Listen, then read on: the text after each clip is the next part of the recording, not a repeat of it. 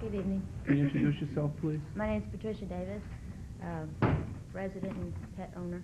I just had a couple of questions I wanted to address with you guys.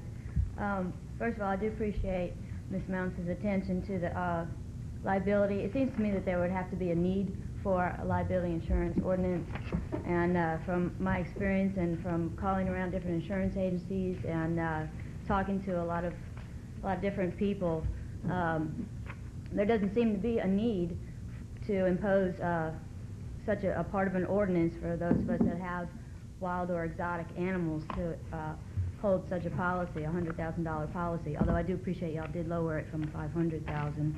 $500,000 was a lot of money. I'd like the council to consider that, please, if they would, that there really isn't that much of a need. The insurance agents that I in this area have never filed any claims related to wild or exotic animal attacks, but they sure had a lot to say about dogs. It seems to me that if you're going to make people that have wild and exotic animals hold insurance policies, why not dogs? You know, and I am a dog owner, so I'm not, I guess I'm cutting my own throat when I say that. Secondly, I had a question about, since this ordinance does not address those of us that, in relation to there's no grandfather clause to it. For those of us that have animals that are going to make this list, if by some chance the permit is denied for whatever reason, we have a 10-day period to appeal this denial. What happens to the animal during that 10-day period? Does animal control take it, or what happens to it? It's not addressed in the ordinance.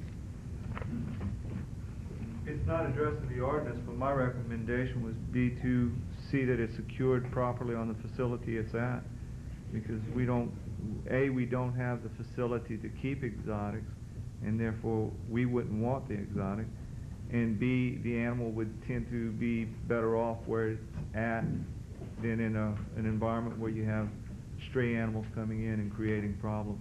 So our recommendation would be to see that it was secure in that facility, and maybe make periodic visits to that facility to make sure the animal was continued to be maintained. Just, you know, just in case the people that come in to check your place where you're keeping your animal decide that it's not good enough or whatever. If you need to make some changes, I want to be able to make sure I can keep my snake. Lastly, I had some questions about this advisory board and what exactly the requirements were going to be for those people that are going to be selected to serve on the board.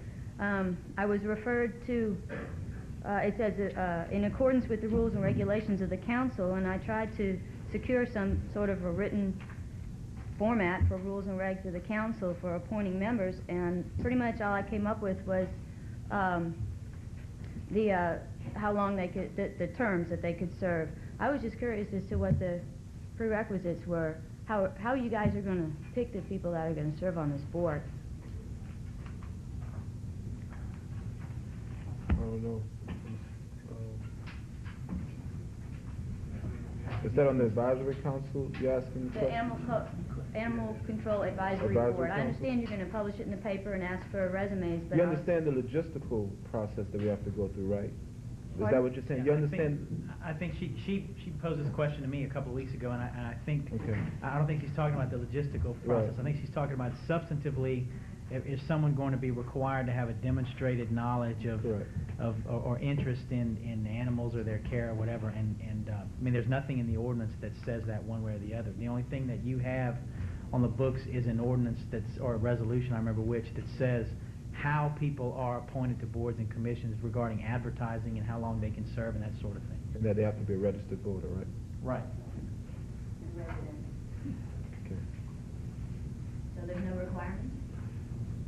As I appreciate it, it follows the normal process that we go through for all of our other appointments to boards and commissions. There's nothing in the ordinance that requires anyone to demonstrate any kind of specific knowledge or interest in animals or their care or anything like that. I think is what she's asking. Okay, thank you.